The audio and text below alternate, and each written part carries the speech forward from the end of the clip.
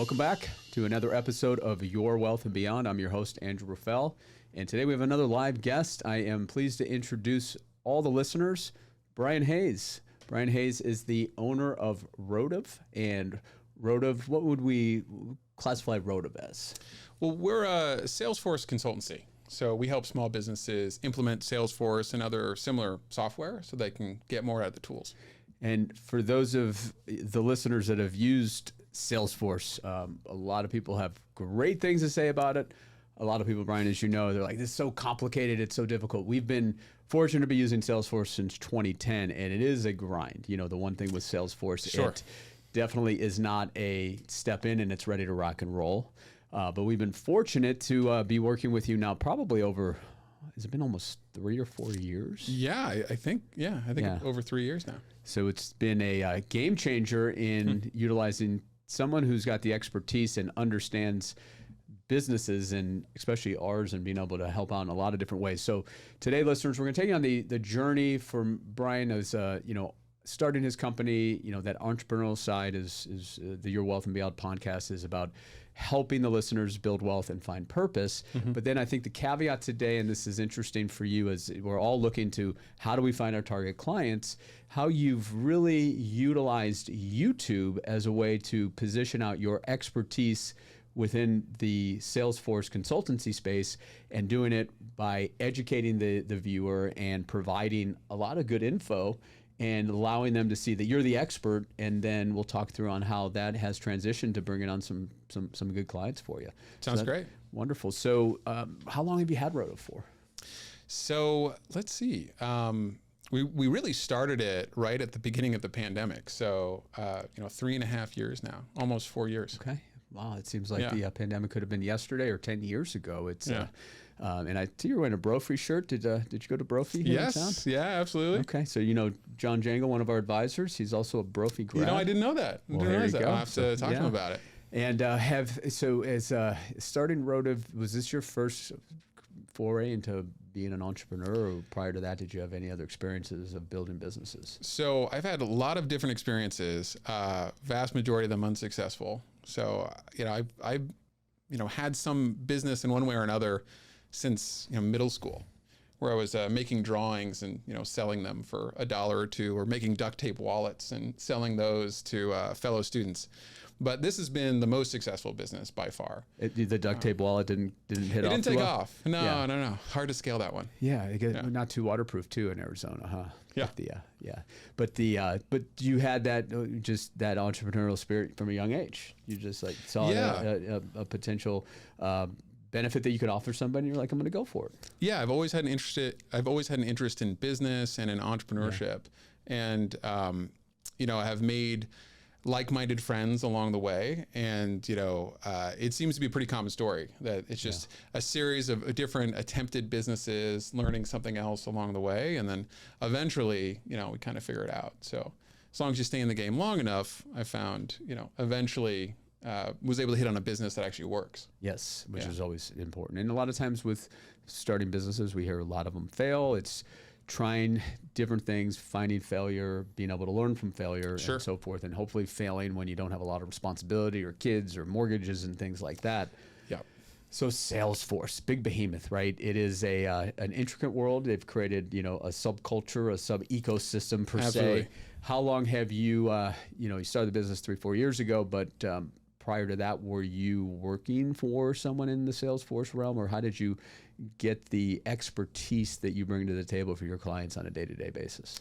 Yeah, so actually in college was my first exposure to Salesforce. I had an internship. I was a business major, and I was working with a small company out of the Bay Area, and they didn't have any CRM system. So that's when I first learned about Salesforce, and I helped them, start using that. And then after that, a number of years later, I had a couple of sales positions, and I ended up selling for Salesforce. I worked for their Pardot part of the org after that acquisition. So I was actually an account executive at Salesforce for a while before I eventually became a consultant. So you were in that area, you were understanding on the selling side what the value prop was for the clients that you were going after per se. Absolutely. But then you started seeing the inner workings of all the minutia that's involved with what Salesforce does, and how it needs to, in a sense, be integrated for each business because every business is not alike. And that's what I don't think a lot of people realize when they get into the Salesforce realm. They're like, wow, this is just too robust. And Sure. I would assume most people aren't using it to the, maybe 30% of its capabilities. Absolutely. And it applies to almost every software that a business uses, not just Salesforce. You just think about all the options that, Microsoft provides and all the functionality that you have in a tool like Excel. We all have access to this amazing technology, but there's just not enough people who really know how to use it. It's especially true in organizations. So from working at Salesforce, then I worked for a couple small companies and startups after that. I really got to see that firsthand. Like, we have all this great software, but very few companies are actually taking full advantage of it. And what was the culture like working at Salesforce back when you did?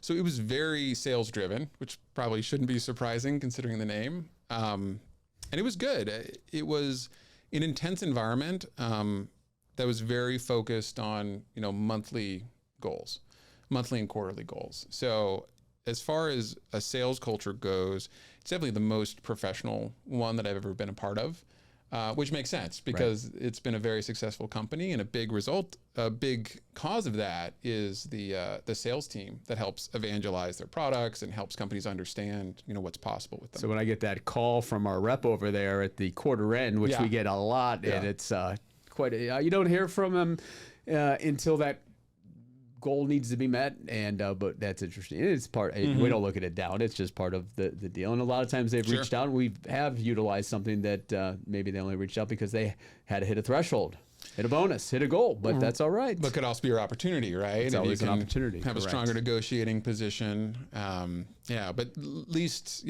for the most part, there is somebody over there that you can talk to help understand this huge field of technology. To understand what might actually be applicable to your business. And did you ever spend time at the Dreamforce that they hold each year?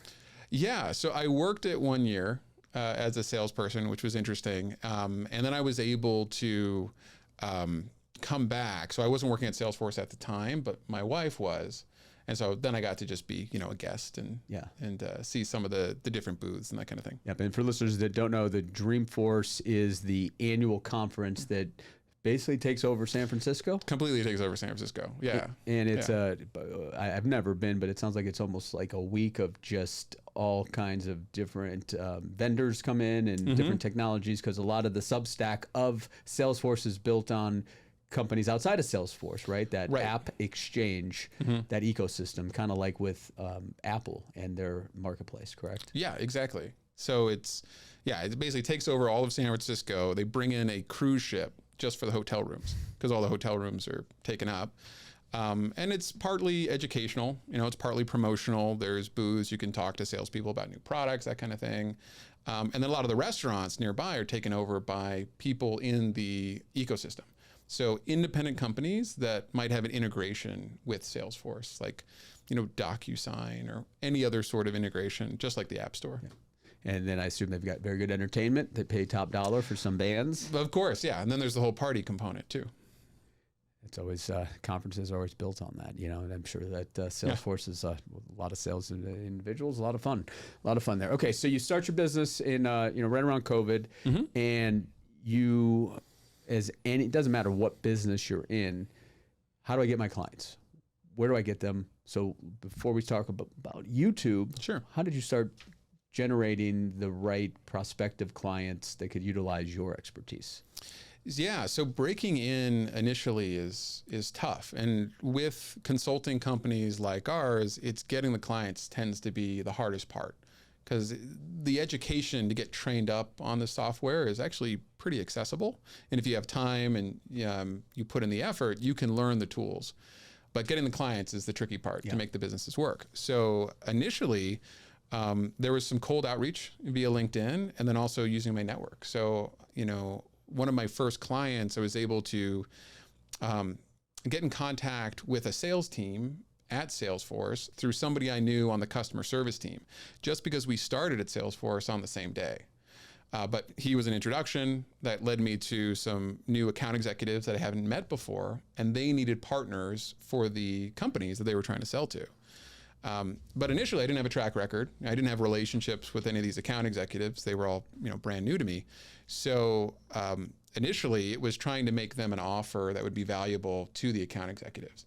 And it was offering a free automation, basically a little project that they could offer to one of their clients for free that I would do. And the real point there was to try to build that relationship with the account executive, which they were happy to do because then they built their relationship with their prospect or their customer because they're getting them free services. And that eventually led to opportunities where I'd be brought in on deals for new Salesforce customers. And then I could start doing implementations for them, building up that track record and a base of customers. Right. And were you focused on a niche when you started the business, or were you at, hey, I'll take anybody? Open to anybody at the time, really just looking for any sort of business, but focused on small businesses, because when you're working with larger companies, there's so much more process involved. And when we're just starting out, didn't have a lot of exposure to that process, how they would want to see a scope of work as an example.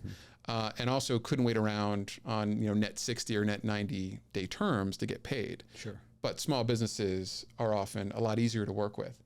So that's where I focused. Yeah, and I think I found you through search engine positioning. We were looking for Salesforce consultant, but finding, and now it doesn't matter because you're not local, but finding somebody local, and I think you came up on the first page. So that's one of the key components there in any business is having keywords and being able to have those that are looking for you be able to find you on that first or second page. Yeah, but that was pretty rare. So most of the deals came through those relationships with salespeople at Salesforce. But of course, it's great when there's inbound, and that was something I was definitely looking to increase. Yeah, that's and over the years, they've definitely have referred us out to partners that maybe had a different niche or expertise and so forth. So it sounds like that they're good at developing those type of relationships within Salesforce, finding the vendors and the firms that they can trust, they can do a good job, and then being able to branch that out so that the relationship that they have with their client, they're like, okay, if you told me this company's good, then we'll probably take that advice.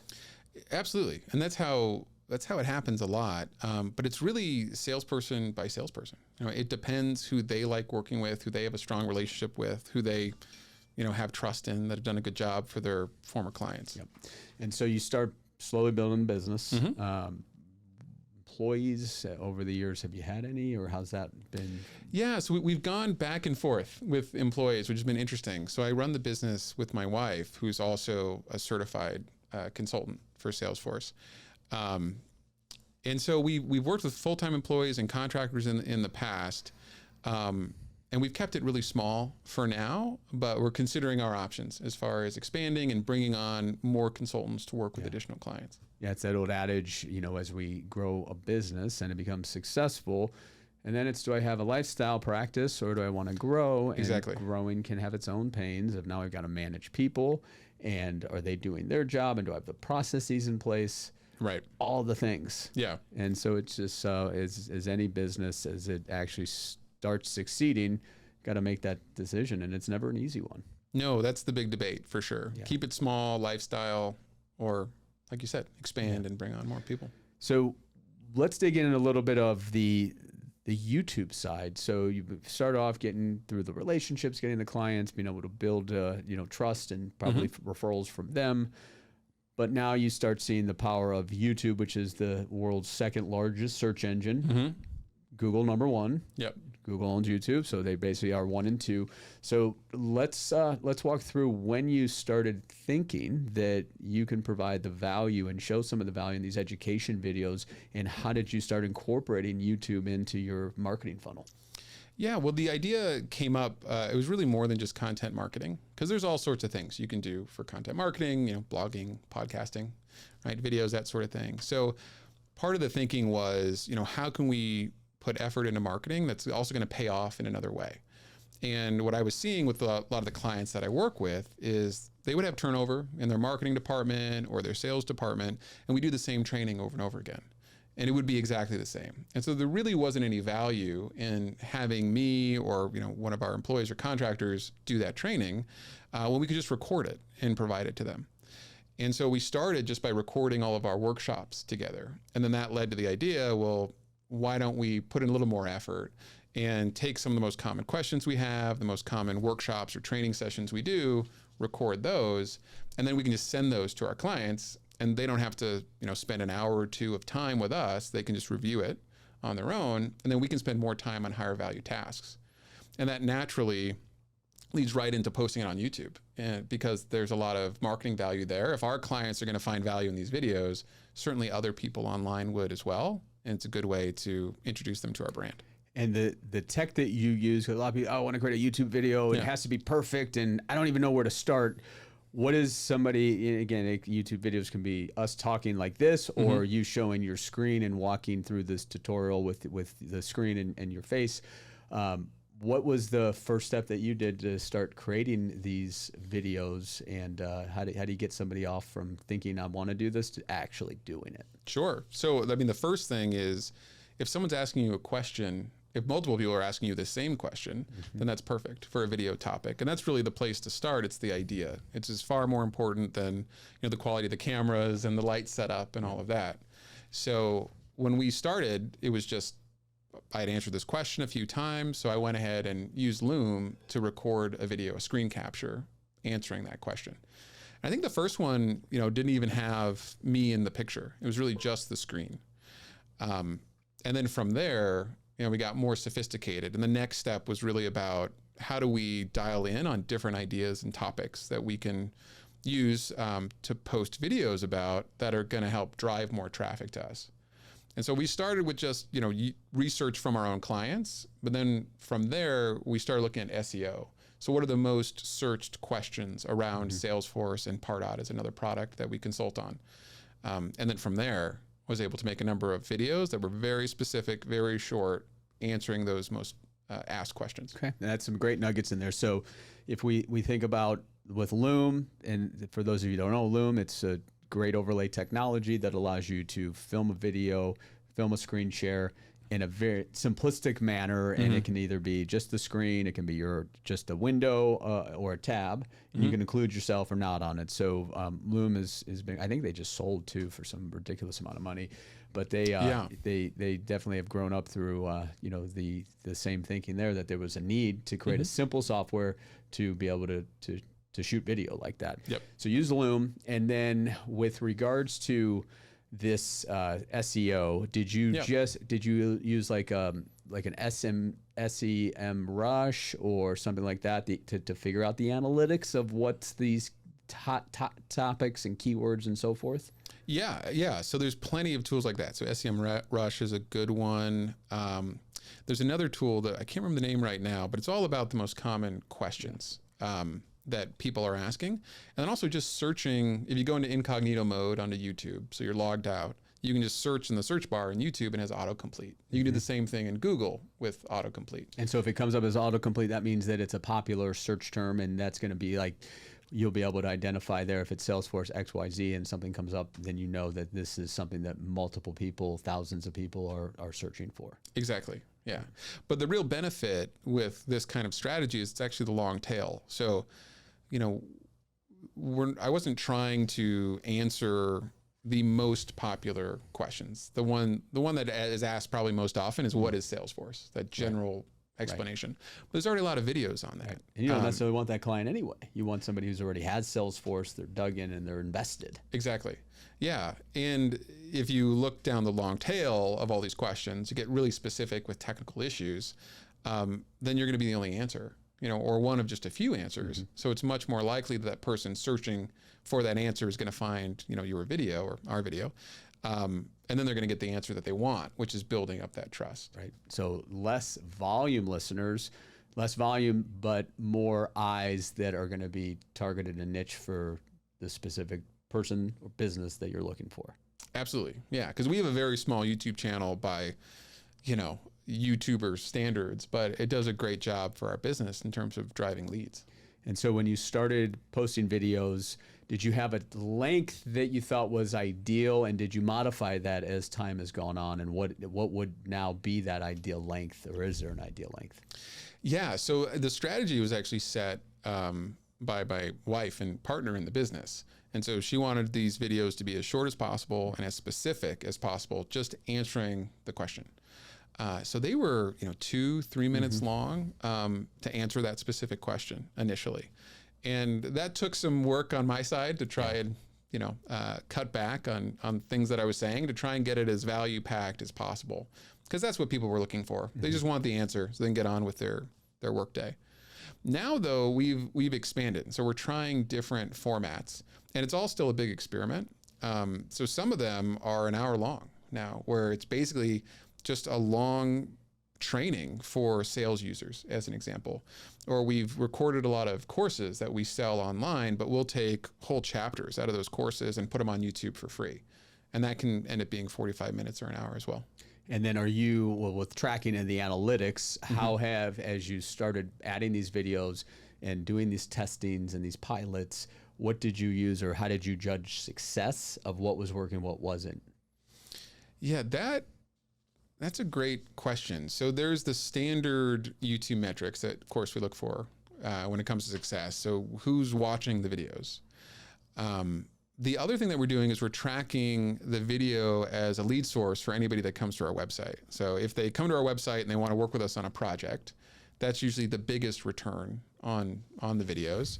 We can see what video they watched based on the link they click. So every link that's in the description of every video is different. And when they click through it, through Pardot, called Account Engagement now, we can see which video it was.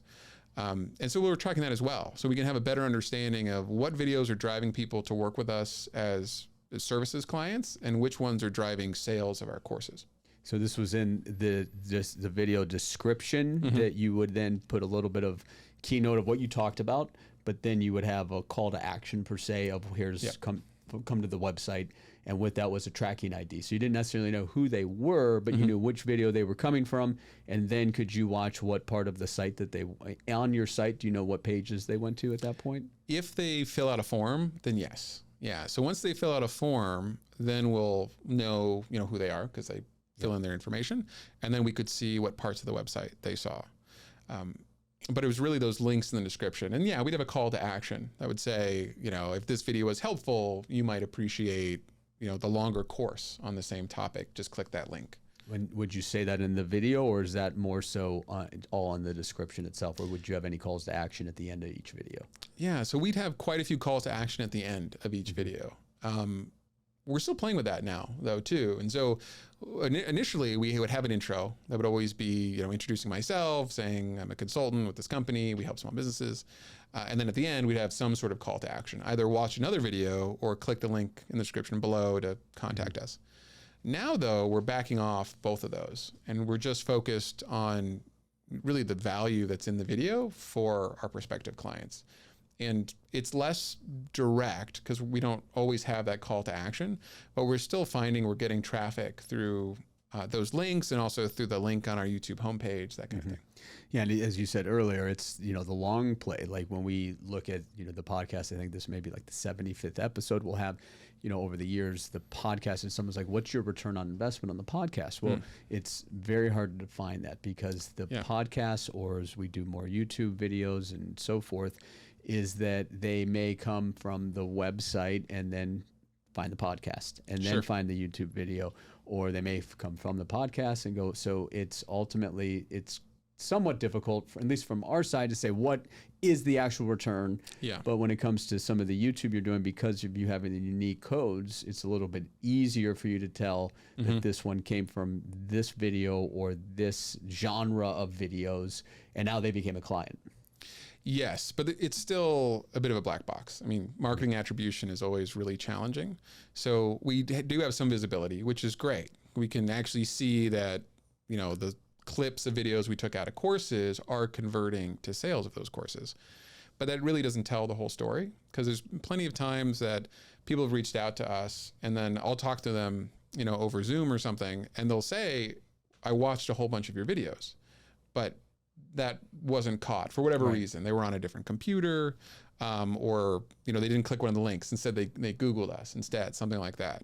So it's definitely not perfect, but it is helpful to get a general idea of what's driving traffic and what's not. What's nice about the videos, or when you do a podcast, is that they watch 2, 3, 4 videos, 20 minutes, 10 minutes, what have you. They're getting a feel for who you are.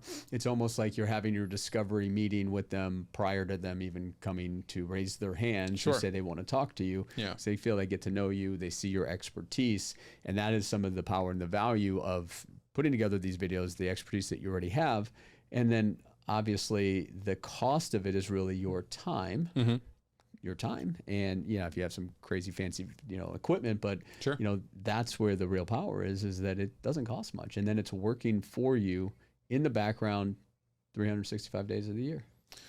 Absolutely. And so part of having the emphasis on search engine optimization, so what are people actually searching for versus just trying to be more entertaining around Salesforce, really helps, I think, extend the life of all those videos. So we have videos that we made a couple years ago that are consistently getting a couple hundred views every single month, or even a few thousand views every month, which is surprising because a lot of time with content online, with social media, you'll see a spike of engagement and then it'll die really quickly. But these are questions that people are searching for over and over again. So we put in a little bit of effort up front, and it actually is paying dividends for years afterwards. I think the other side of it too is these videos are useful for our current clients. So there's a lot of value there too. And I think it helps establish the relationship and helps us create more value for our current clients too, not just prospective ones. And so your business model as a consultant, businesses hire you, there's certain projects or retainers, and then you go in as the Salesforce part of the administrator and go in and help them with projects, help with, you mentioned automation earlier. That's one of the key components and benefits of Salesforce. If done correctly, it can help automate the heck out of things. Obviously with the marketing and Pardot, or what is it now, account engagement, being able to use that correctly so things can happen without us having, if we get a prospect in, where Brian's helped us is making sure that the lead gets entered in to Salesforce automatically through a flow, and then automatically after that, then they get part of a journey on an email side. So things that we had to do prior, where it's just like, well, did they get the email? Did they not get the email? Were they entered into Salesforce? That automation side is huge. So you go in there and you're project-based, retainer-based, but then you talked a little bit about the subscription base of the in a sense, the workshops that you put together. So is that something new that you've added, and that you've added like a monthly subscription where they have access to your full array of videos? So we've tried that before. So this is the other thing that's been interesting, is trying all the different ways to monetize the attention that we're getting on YouTube. Because we're getting over 50,000 views a month, which is fantastic for a small business. But we're trying to figure out, okay, we're creating a lot of value, but are we capturing any of that? And we've made a number of courses that are premium that you have to pay for. And we've tried the whole membership idea where it's a flat fee and you get access to all the courses, but that hasn't really resonated too much. So just the straight cost for video course tends to work a little bit better for us.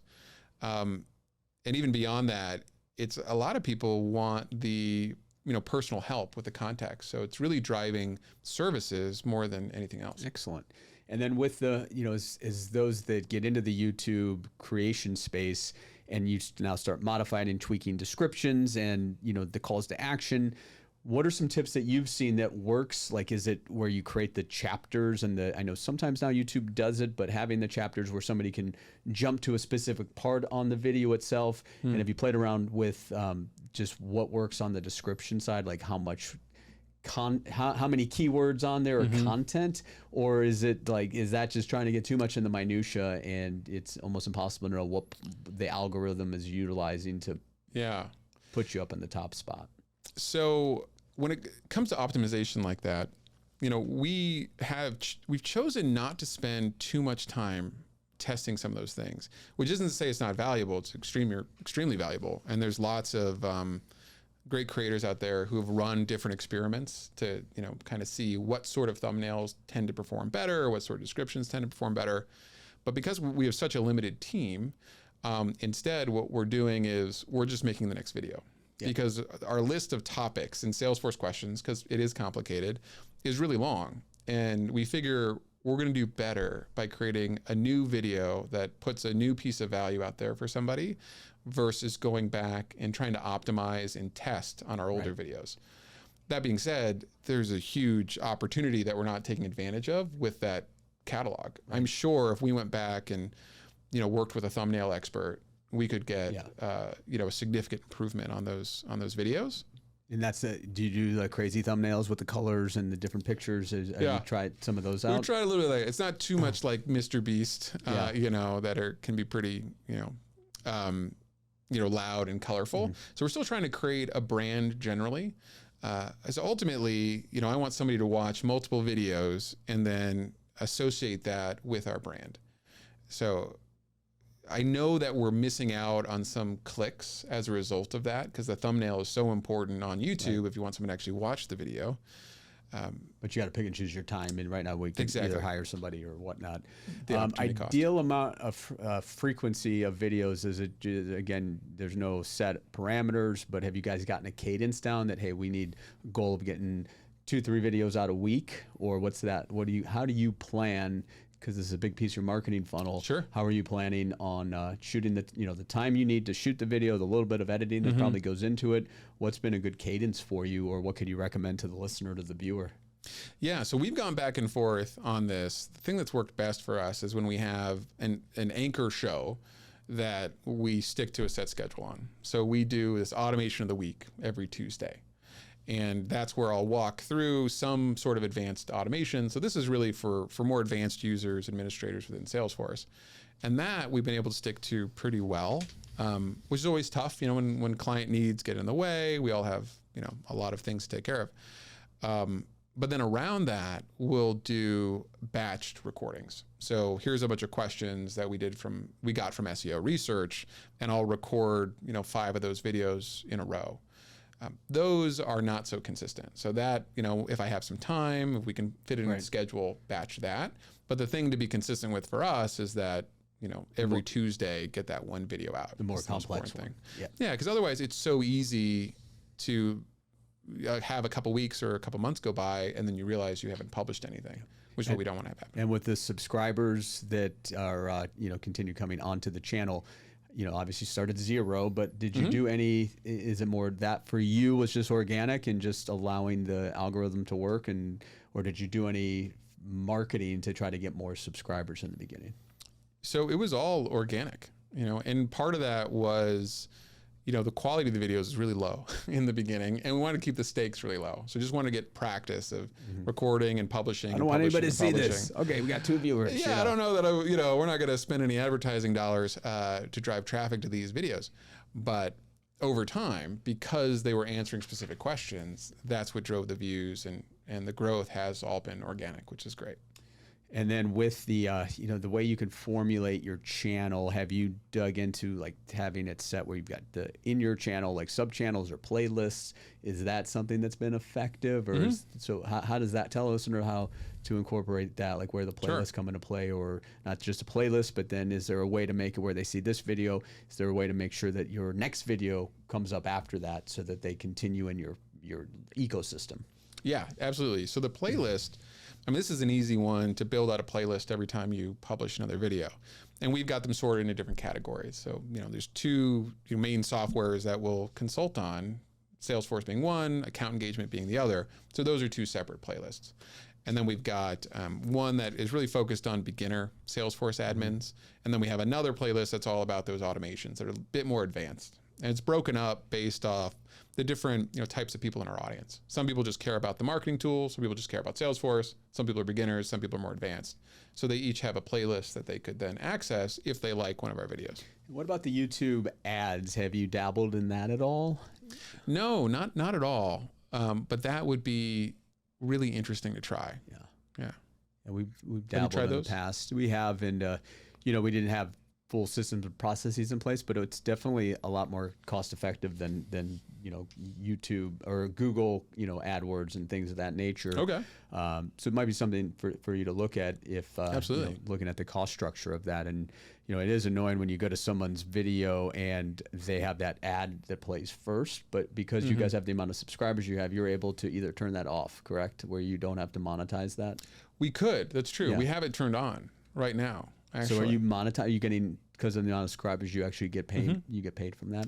Yeah, we do. It's it's a small amount relative to our business, but it's nice because it does offset the costs. Sure. So as we're looking at, how can we now reinvest into this? It's definitely proven that the concept works. We're going to be drawing from that revenue actually to grow it. Okay. So you look at that as it's better to have that income coming in than to make it maybe a little bit better user experience for somebody. Yeah. At this point, and I think it's because, and I'd be curious to know what your thoughts are on it, but I think people are so used to seeing ads playing before YouTube videos that I don't know that that many people click away from it. And it's usually time 5 seconds, and then you can click right through it. Right. Yeah. I mean, I think from this, I don't not watch a video because an ad plays. You just waiting for the thing to say skip ad. So do you utilize? You got the content you create, put it on YouTube. Are you also utilizing Facebook to throw videos on there? Any Instagram? Are you cross-pollinating using some of the other social media sites? No, and we aren't, and it's a bandwidth issue again. So it's really looking at, we just have so many hours in the week, and where do we want to focus all of our energy to get the most return? Right. I am tempted with LinkedIn though, because all of our customers are on LinkedIn. They're in a business mindset. We've got a good number of followers, and I've got plenty of connections on LinkedIn. I feel like that would probably be the next channel that we'd want to spend time on to help generate more leads and see how the videos do on that platform. Yeah, I think that would definitely make much more sense than Facebook, which is not going to be your target client really or maybe your clients are on there, but they're not thinking about business and things like that. But LinkedIn, taking a couple of your core videos, just putting it on there, pretty simple. Probably to test that out and try it. Yeah. Definitely. There's just so much opportunity. Yeah.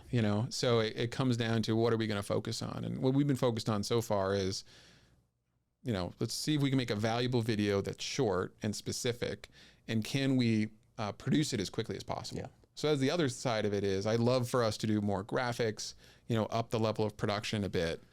But if it means that we're not gonna be able to get a video out, if it's gonna take us 3 times longer to get that video out, right now, we're putting that to the side. Right. Our priority is, let's get this published, because it's the answer to the question that I think is the most important part, at least for the videos we make. It's obviously working, and sometimes less is more. Yep. And it's more important, like you said, to actually just get the content out. And listeners, it doesn't have to be perfect, especially as you're jumping in and starting the process of doing videos. If you look back to your first videos, like you said, like most people who've done podcasts, it's like, oh my God, it's awful, but it's good to, that's come from somewhere. And every time you're going to get better and better and better. Yeah, and that's the other thing, sort of the mantra of being 1% better. Yeah. The Atomic Habits talks about that whole idea. So we're not going back and improving and optimizing our old videos, but every additional video we make, we do want to make that a little bit better in terms of production, in terms of scripting, and everything. So beyond your time, are there any other challenges that you've faced with getting these videos out and getting it right when people are looking at, is this going to be a good funnel for me? So as far as challenges go, I mean, the biggest one is keeping the production efficient, because staying focused, because there are so many other opportunities and so many things pulling at our attention and could potentially take our time. From improving the quality of the graphics or production is one of them. Posting to different social media platforms is another one. But we just got to keep coming back. And I need to. This is a good reminder for me too, because I've got 5 videos, on my hard drive that should be published, but I'm trying to make them too good. That's the thing I got to keep coming back to. Yeah. It's stay focused on the value versus getting distracted by improving it too much or playing around a little too much. And then, as we look to great conversation here, I think the couple takeaways that we want the listeners to think about is just do it, right? Doesn't have to be perfect, but the key is no matter what industry you're in, if you're getting a lot of questions from clients or prospects, know that means that there's a lot of people asking those same questions. Dig in, do the research to see. You can use a lot of different softwares, but what are people searching for? Because right there alone could give you 30 videos. So continue looking to think about the mind of what the target you're going after. What are their problems? What can you solve for? And with that, you're going to be pumping out videos that are going to hit the importance for them, not so much like, especially on we have so much technical expertise for you in Salesforce, us in the financial space. We think differently than what our potential client does. Right.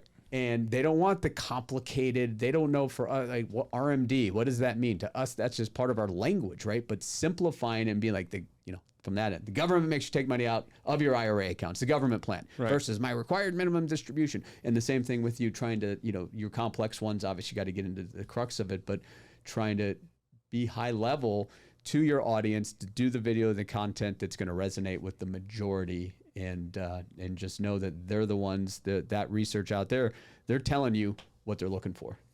Absolutely. Yeah. And don't be afraid, I think, of getting really specific, even though it's going to shrink your audience, because those people have questions that aren't getting answered. And if you're the one person that's providing that answer, well, you're going to create value for somebody, get exposure, and that's the top of the funnel.